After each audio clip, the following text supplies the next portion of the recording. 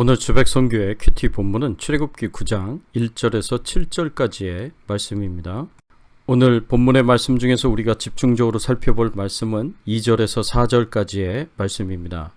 네가 만일 보내기를 거절하고 억지로 잡아두면 여호와의 손이 들에 있는 네 가축 곧 말과 나귀와 낙타와 소와 양에게 더하리니 심한 돌림병이 있을 것이며 여호와가 이스라엘의 가축과 애굽의 가축을 구별하리니 이스라엘 자손에게 속한 것은 하나도 죽지 아니하리라 하셨다 하라 하시고, 오늘 본문의 배경이 되는 이 그림은 하나님께서 애굽의 짐승들을 치시고 애굽의 여신인 하토르를 심판하시는 장면입니다.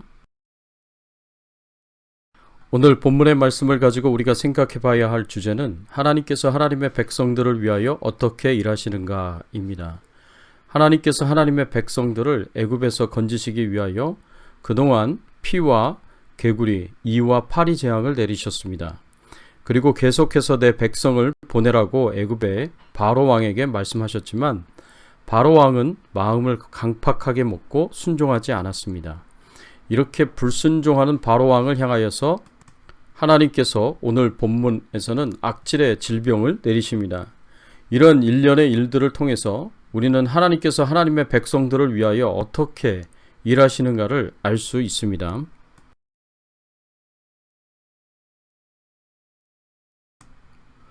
하나님께서 하나님의 백성들을 위하여 어떻게 일하십니까? 첫 번째로 하나님께서는 하나님의 백성들을 위하여 하나님만이 유일한 살아계신 신이심을 드러내십니다.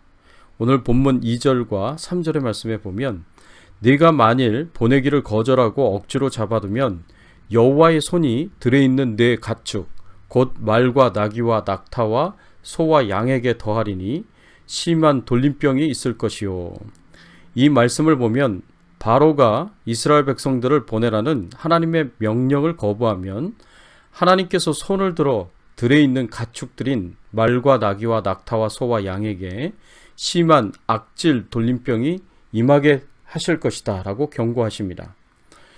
그 당시 말은 군사용으로, 나귀는 단거리 수송과 경장용으로, 약대는 장거리 수송용으로 쓰이던 동물들이었습니다. 그런데 이런 짐승들은 모두 애굽의 군사, 경제적인 면에서 중요한 재산들이었습니다. 그리고 이런 짐승들을 치신다는 것은 군사적인, 경제적인 면에서 나라에 큰 혼란과 재앙을 주시는 것이었습니다. 뿐만 아니라 이 짐승들은 매일 애굽 사람들의 식량을 위하여서도 필요했고 애굽의 신들을 위한 희생 제물로도 꼭 필요한 동물들이었습니다. 그래서 이 악질 재앙은 나라의 흥망성쇠를 결정하는 큰 재앙이 아닐 수 없습니다. 그리고 이 재앙을 주시는 하나님은 진정한 절대자이심을 드러내십니다. 더군다나 하나님께서 치시겠다고 말씀하신 짐승들 중에는 소가 있었습니다. 애굽 사람들은 이 소를 신성하게 보았고 이 소를 그들이 경배하고 섬기는 여신 하토르의 현신으로 보았습니다.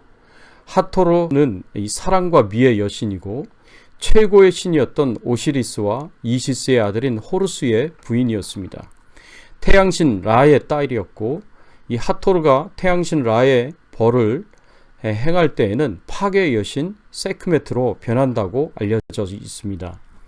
그래서 소를 굉장히 신성하게 생각하고 하토르 여신으로 여기며 숭배했습니다. 그런데 하나님께서 이 소까지도 악질 돌림병을 주셔서 그 생명을 거두어 가셨습니다. 이것은 애굽 사람들 입장에서는 충격적인 일이었습니다. 그들의 매일매일 양식이 사라지는 것이고 신에게 바치는 제물들이 사라지는 것이고 군사적이고 경제적으로 큰 타격을 주었을 뿐 아니라 자신들이 숭배하는 하토르 여신으로 여기는 소까지도 죽임을 당하였기에 더 놀라운 일이었습니다. 하나님이 가지신 권세는 단번에 애굽 사람들의 삶을 엉망으로 만들 수 있고 애굽이라는 나라의 흥망성쇠를 결정할 수 있을 뿐만 아니라 더 나아가서 하토르 여신보다 더 큰 권세를 가지신 분이심을 드러내셨습니다. 그리고 이스라엘 백성들에게는 이 재앙이 하나님만이 유일한 살아계신 하나님이심을 드러낸 것입니다. 사랑하는 성도 여러분, 하나님만이 유일하게 살아계신 신이심을 믿으시기 바랍니다. 하나님만이 우리 개개인뿐 아니라 가정과 교회와 세상의 모든 나라와 민족들의 흥망성쇠를 주관하시는 주권자 되시는 하나님이시다라는 이 사실을 굳게 믿으시기 바랍니다.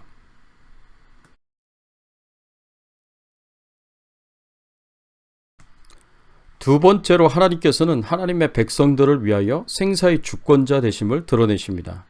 오늘 본문 4절의 말씀에 보면 여호와가 이스라엘의 가축과 애굽의 가축을 구별하리니 이스라엘 자손에게 속한 것은 하나도 죽지 아니하리라 하셨다 하라 하시고, 오늘 본문의 말씀에서 하나님은 애굽의 가축을 치셨지만 이스라엘의 가축은 구별하여 살리셨습니다.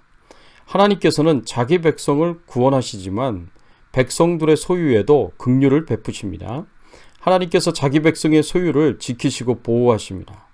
애굽의 가축은 쳐서 죽이시고 이스라엘의 가축은 살리시는 모습은 하나님께서 생명의 주권자가 되신다는 것을 확실하게 보여주신 것입니다. 하나님은 죽일 자를 죽이시고 살릴 자를 살리십니다. 죽고 사는 것을 결정하시는 것이 모두 하나님의 권한입니다.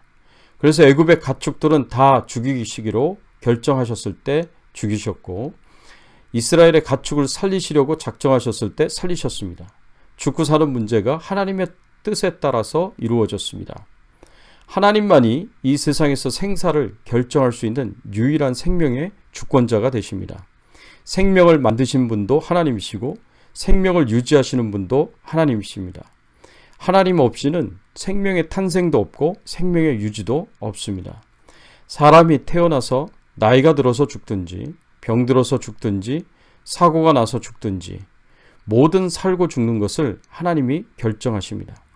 그래서 젊었을 때에 죽어도 하나님의 뜻이고 나이가 들어 죽었을 때에도 하나님의 뜻입니다. 질병으로 죽어도 하나님의 뜻이고 사고로 죽어도 무병장수하다가 죽어도 하나님의 뜻입니다. 우리의 살고 죽는 것, 우리가 언제 죽을지 어떻게 죽을지를 결정하시는 분이 하나님이십니다. 하나님이 우리의 생사를 결정하는 유일한 생명의 주권자라고 하였을 때 우리는 코로나도 지나치게 두려워할 필요가 없습니다. 코로나는 조심해야 할 것이지 두려워해야 할 것이 아닙니다. 많은 사람들이 코로나로 죽는 것을 두려워합니다. 그렇습니다. 그런데 하나님께서 내 생명의 운명의 시간을 결정하시고 내 생명을 데려가시려고 하신다면 하나님 아무리 조심한다고 하더라도 우리는 죽을 것입니다. 굳이 코로나가 아니더라도 우리는 하나님이 부르실 때 다른 방법으로도 죽을 수 있습니다.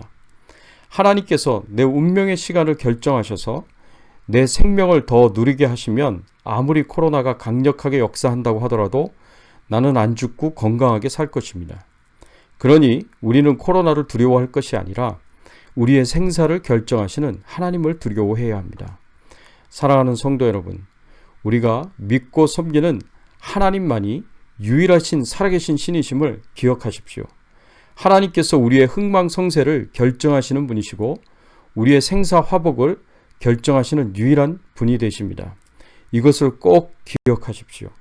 그래서 세상의 우상 숭배는 다 헛되고 우리 하나님께만 경배하며 오직 하나님만을 섬길 수 있기를 바랍니다. 그리고 하나님을 의지하여서 하나님의 축복과 은혜로 크게 흥하시고 성하셔서 우리의 일에 큰 열매가 거두어지기를 예수 그리스도의 이름으로 축원합니다. 함께 기도하겠습니다. 하나님 감사합니다. 그렇습니다. 오늘 말씀을 통하여서 하나님만이 유일한 살아계신 신이심을 알게 하시고 깨닫게 하시니 감사를 드립니다. 또 하나님께서 하나님의 백성들을 위하여 이 생사의 주권자 되심을 나타내고 드러내시는 하나님이심을 알게 하시고 깨닫게 하시니 감사를 드립니다. 하나님께 우리의 생사화복을 하나님께 다 맡깁니다. 흥망성쇠를 하나님 손 안에 다 맡깁니다. 하나님께서 다스려 주시고 통치하여 주시고 또 보호하시고 돌봐주셔서 우리가 크게 흥하고 또 성할 수 있도록 하나님께서 은혜를 베풀어 주시옵소서. 하나님의 축복과 은혜 가운데 살아가는 저희들의 인생이 되게 하여 주시옵소서. 코로나19 바이러스로부터 안전하게 하시고 우리 가정을 지켜주시고 생업을 지켜주시고 자손들을 지켜 보호하여 주시옵소서. 늘 하나님께서 돌봐주실 것을 믿고 감사드리며 예수 그리스도의 이름으로 간절히 기도드리옵나이다. 아멘.